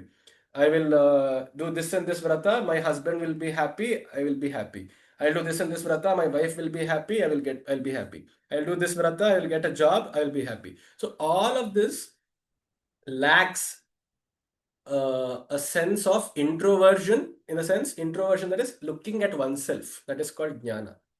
That is, do I really need to be happy? What does happiness mean? Why do I want this goal? All of this philosophical thinking, conceptual thinking must happen beforehand and while the action is happening. It is not advising us don't do Ganga Sagar Agamana, don't do Vrata Paripalana. It is telling you should also have jnana with it because that adds flavor and meaning and depth to all these rituals. Otherwise, these are just instruments. I mean, in those days, if I wanted to call up somebody who is in the other part of the world, this Rishi must have done some siddhi. He has done some tapasya. He has attuned his ears maybe to become telepathic. So now this Rishi, or you can call him a sadhaka, will be able to speak with someone else. Because of times and combined effort of the human race, now we have developed a technology. Within a moment's time, I can sit here in Bengaluru and connect with somebody who is in, let's say, the London or someone else. So these are just instruments. The objective is more important. What am I doing with the objective? Why am I sad? Why am I happy? Why do I want this? This questioning is called jnana, atma swadhyaya. Without that, mukti is a very far off dream. Do you guys agree? Do you guys say, I mean, this is a very big statement to make, is it not? It's a very damaging statement because then most of popular religion will be shattered by this statement. I mean, this is not, again, not just of Hinduism, it is actually talking of all religions equally so. Again, I have one experience, very bitter experience. This one. And there is a quite famous mandir where Lakshmi Venkateshwara Mandir here. And many people come, many bhaktaris comes on that day. So happened I had to go to that place in order to get some item, not for puja, for preparing some Ayurvedic formula for my son. So I was just stopped by one person who was actually in his mid-30s, and he was looking like very well trimmed or something like that, like professional, office going person. He had some pamphlet, and to his bad, he just stopped me and then said, attend this also session and like congregation rather, or mass, that they call it Christianity. And you will get happiness, sukha, get a happiness. And I said, I just, I didn't doubt him, but since we have little information, Sukha Dukha is all because of the karma and also stuff like that. Said, I don't want. Okay. That's very nice. Yeah. I don't want. I have whatever has come, it's because of, whatever we have reaped. So we are reaping, that's all. So happy with such Sangha and Guru and all stuff. I didn't use the word because I could sense that he is not from Dharma. But since it was a very highly crowded day, so they were, it's like marketing. Not to market their religion. Satyam. That is the time, and then I said, I don't want. He was taken aback and said, why you don't want this? It was like, you pestering him, why you don't want? I don't want. When it comes, it comes. That's very witty, actually. That's actually a very nice response. It's like a salesperson trying to sell a pen. Why don't you want a pen? Why don't you want a pen? Yeah, that is actually speaking. We should not blame other religion or anyone else, but ourselves, because our weakness is their fuel. Exactly. Satyam. Parama Satyam. So I said, okay, we are able to sail through all the difficult or good this one, and we are quite grounded. So I don't want extra certain things which, like, it's not like happiness is something not like it's a saleable item. Satyam. Cases are Mahodaya wants to speak. Arya, She raised. okay, just one second, Arya. Let ma'am complete, and I will give you. You can please speak up. Yeah. Yeah, and then by then a lot of people surrounded us, Mm. grouped around us, and then he got a alert that if he gets exposed, if the argument continues, then he might get exposed or his scheme gets this one. So then he just stopped the conversation. Okay, he let me go rather. I'm sorry, Maya Gantamyam अस्ति अस्तु आर्य धन्यवादः. धन्यवादः अग्रिमकक्षायां मिलामः अस्तु धन्यवादः please continue Arya It is before the COVID season. Mm. There were around 30 this one like marketing agents, marketing person, such kind of plus fight this one, and they knocked the door. And one seems to be the leader, another person was a follower. They were holding a certain book. They showed that book and they say, "You take this. God is coming. Take this." Then I said, okay, this particular thing is not from 2000 years. It's like infinite year cycles versus let God comes, let's see, I said. Let us see. It's okay, come. Let him go. No, God comes and then you should fear God. Then I said, only one thing. Is a God saleable item? Should we fear him? Satyam. Then his junior actually understood my this one, and by then our neighbors started coming because our conversation was quite little louder. Again, over there, he was also marketing. And they identify the areas of Hindus and also where there is like temples and temple goers. Mandir goers, and they come to that area. So because that becomes a very prospective this one for their customer selling. This is very analogical to a business. You're actually right. Yes. So that's how it is. This is all because the point it came such applies to a lot of this one where they just fool us around or something else. But that sake, that was a triggering point for me to share these two. Satyam. Exactly. And there also it is, like you are rightly pointing out, Arya, it is a dharma which has no jnana in it. So it is rather a mata. Mata where there is, it's just unthinking, non-thinking rituals. You just believe that God is going to come, He's going to save you, and you just believe in it, and everything is taken care of. So that unthinking, non-philosophical, it definitely such religions lack philosophy in them. There is no depth to them. There's only width. There is only expansion. There is no depth. True. Yeah. So where there is no bhakti and there is no this one, am I this eligible to get certain things like I want so kind of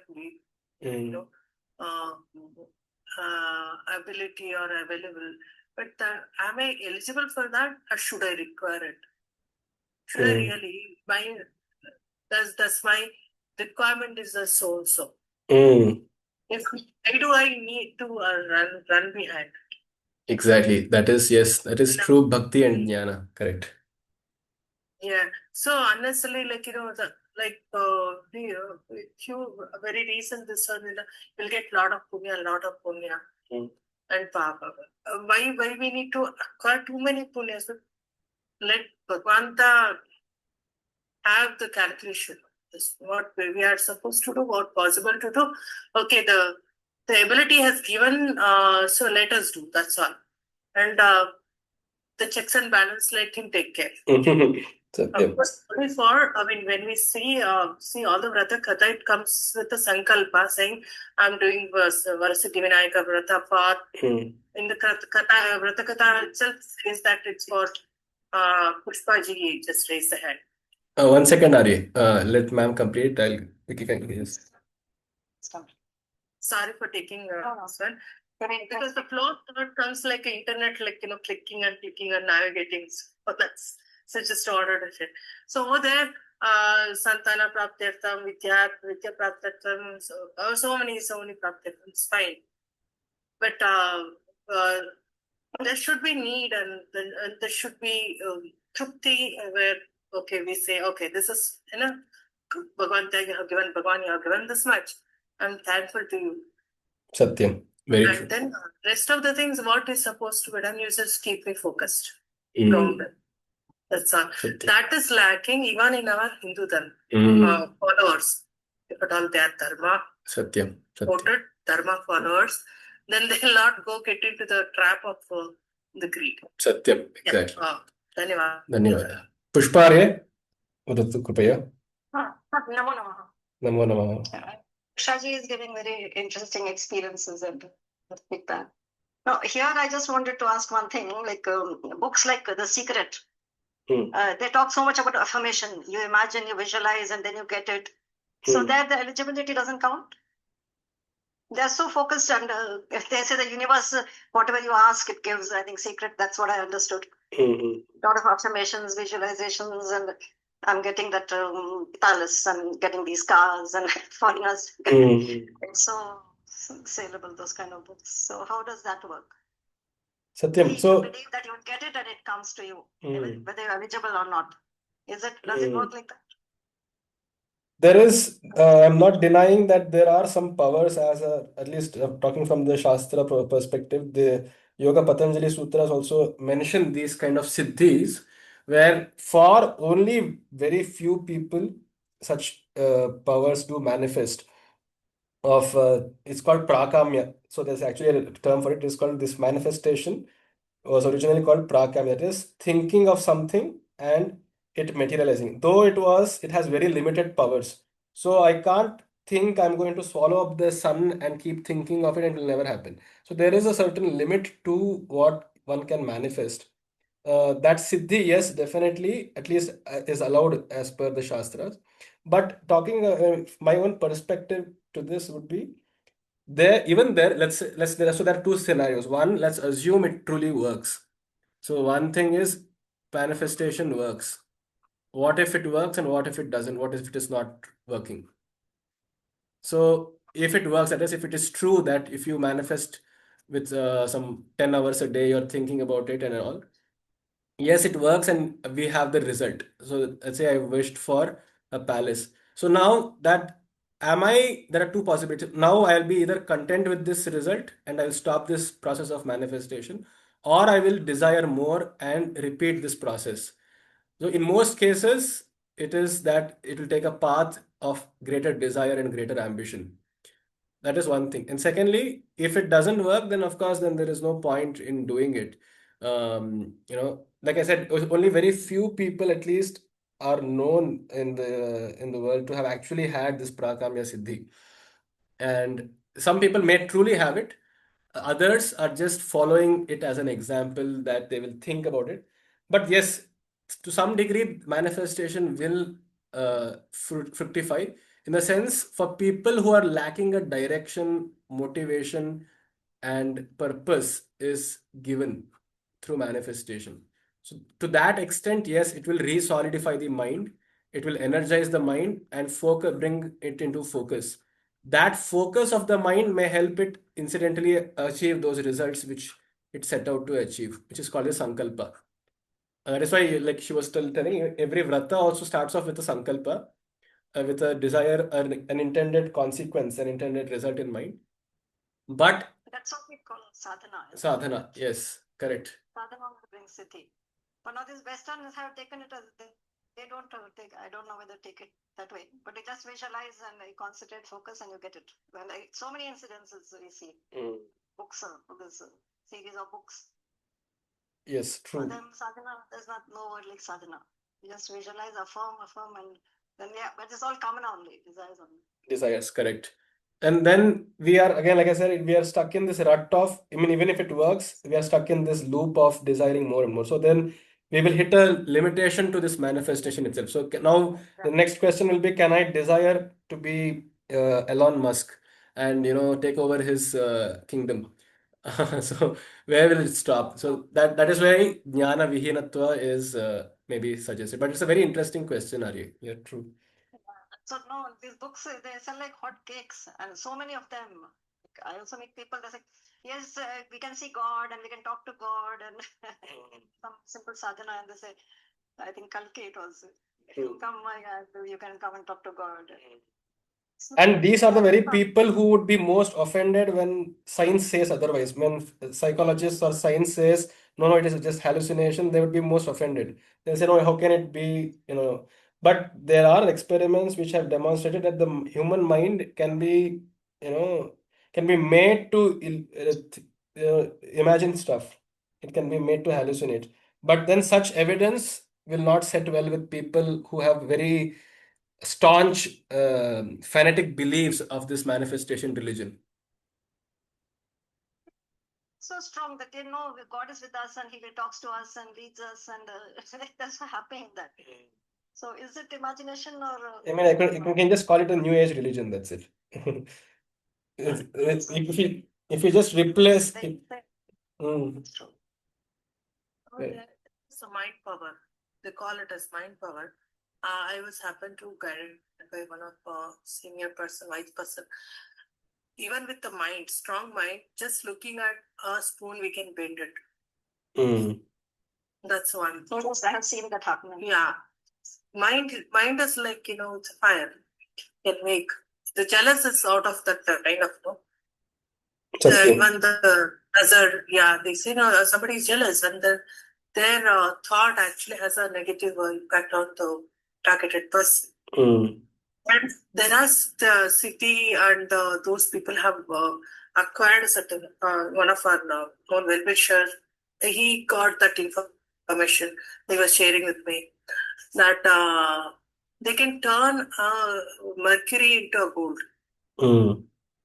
but they don't do it. That is misuse of the power. Satyam. So the mind longing for certain things. What is the purpose? Is it for dharma or it is a materialistic game? Correct. When we do choose among these two, then we'll definitely don't decide if it is not essential. Satyam. Yes. Technical, another point I just like to share. This is may not be part of any of our dharmic this one, but it definitely our dharma is very scientific. It would have been there, but I am not able to find a reference of it. It's in a material requirement planning, one of the domain. It says you require a material and based on the categories: vital, essential, desirable. So if you just put it in our day-to-day life or existential, this one, water, air is, and annam is vital. Essential is those required to cook all these things, like, we need fuel and means to cook. That is essential.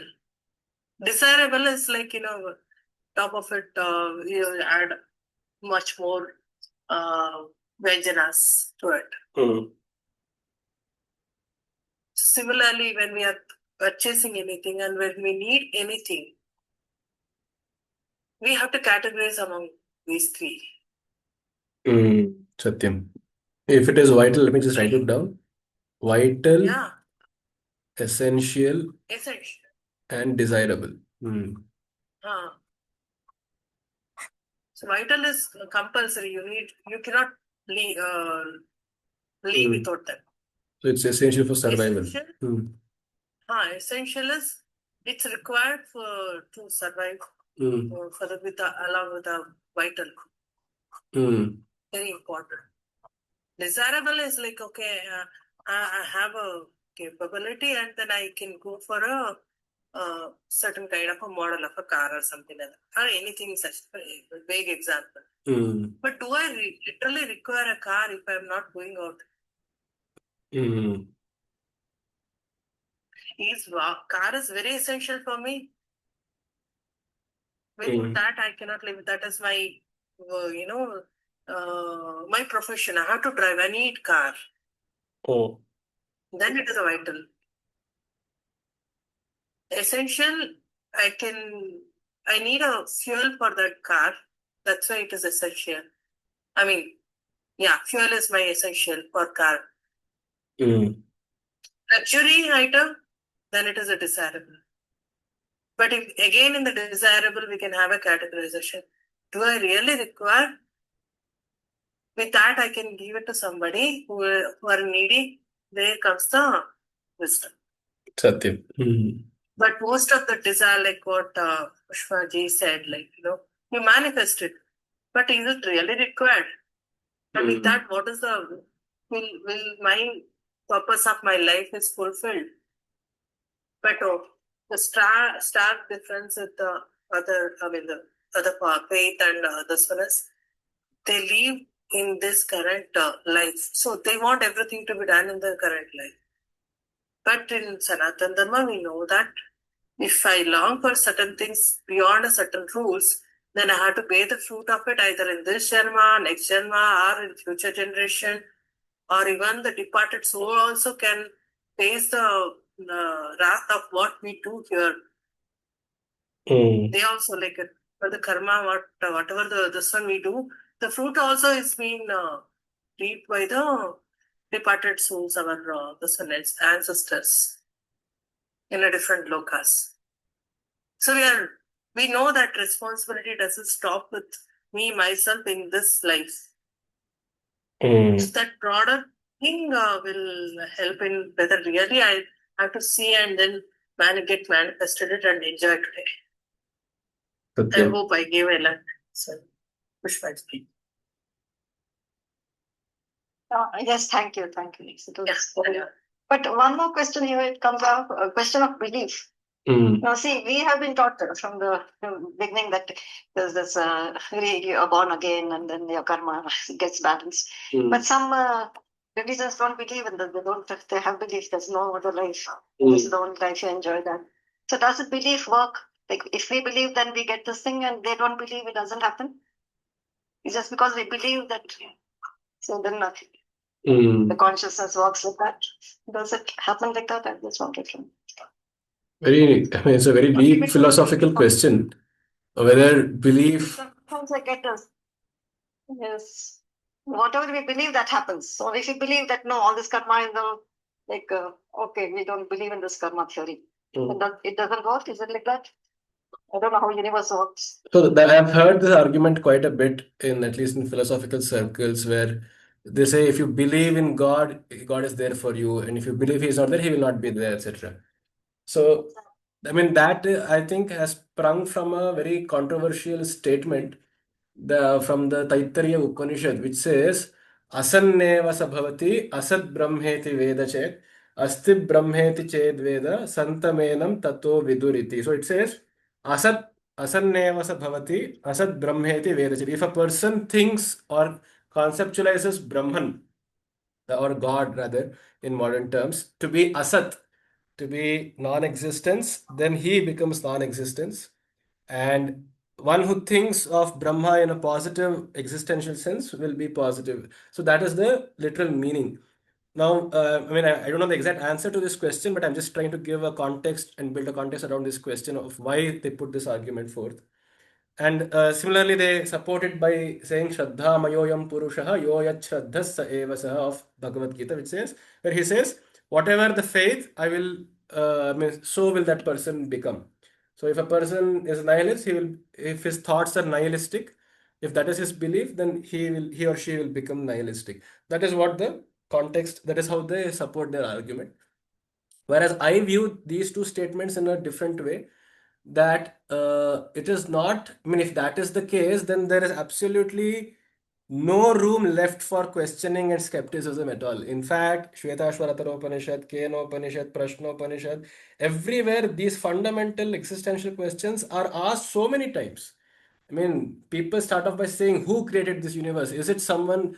I mean, Nachiketa himself says, is there life after death? Some people say the soul is reborn. Some people else say, no, it will be burned along with the body. Some people, and so by his time itself, there are so many different belief systems. And Yama doesn't say, no, whatever you believe will be the truth.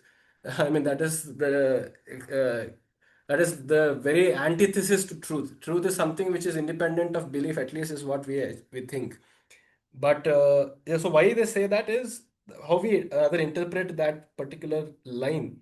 Asat Brahmeti Veda Chet is, if Brahma were to be, that is, Brahman were to be seen in an non-existence, means non-material, non-conformational, existential perspective, which means if one visualizes Brahman to be the abstractness, then that mind will tend to be very abstract. So that is how I look at that interpretation of that word. And Asti Brahmeti Ched Veda means, if one were to conceive of God as some identity, let's say Vishnu, Brahma, Allah, whatever, as some phenomenon which exists, which is perceivable by the senses, then the mind will tend to look for different signs of God which will make it perceivable.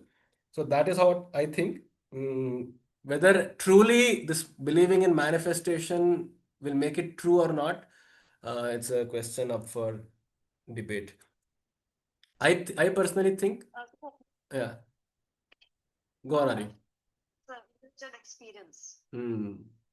True. Whatever, but see, like this mantra drishtas, all these Vedas are written, so they have perceived it like that. Correct. That's their experience. Correct. So whatever, to one their own, they say, no? So to each their own. Oh, that's not so many like scientific. we have a scientific background. We start questioning so many things. Satyam. Ultimately, it's your own experience. Correct. Counts. And it also makes sense in a way that if a person believes something to be true, all his or her life he will make sure that he is in an ecosystem which will support that central belief. Yes. He will, attract that kind of yeah, he'll attract, exactly, yes. He will attract, or maybe he will make efforts to go into such company which will reinforce that same belief. Exactly. I just wanted to say the same. So the belief is very powerful. That makes the future. And again, if the belief is based on the strong foundation, that determines the destination. If they believe there's only the Janma, that's fine. But many are not able to answer. Like one person born in a different, totally different era, totally different setup in a different location, and they are able to say that they have seen and these are the people and name all the stuff they could able to say, and none of the faith can definitely answer to this why this. But at least in our dharma, we have an answer. So that base for us is very strong enough. Sadhu. So you're saying belief must be based on a foundation of experience. This is stronger. I mean, it should be more factual, as much as factual. In order to make our belief, we have to make our, base for the belief stronger. For that, we need to seek truth. Keep on seeking. We just give one answer today. One wise person has truth. That may or may not be suitable in a different space and time and experience. Again, redo it and then get a seeker this one and come to a certain way. So it should keep on growing and then maturing for a period of time. Sadhu. Yeah. Astu, dhanyavadaha. Really appreciate the vimarsha and the charcha. We will continue this in the next class. We will take up the next shloka. 19th onwards. अस्तु, धन्यवादाः अनेके। धन्यवादाः, नमस्ते।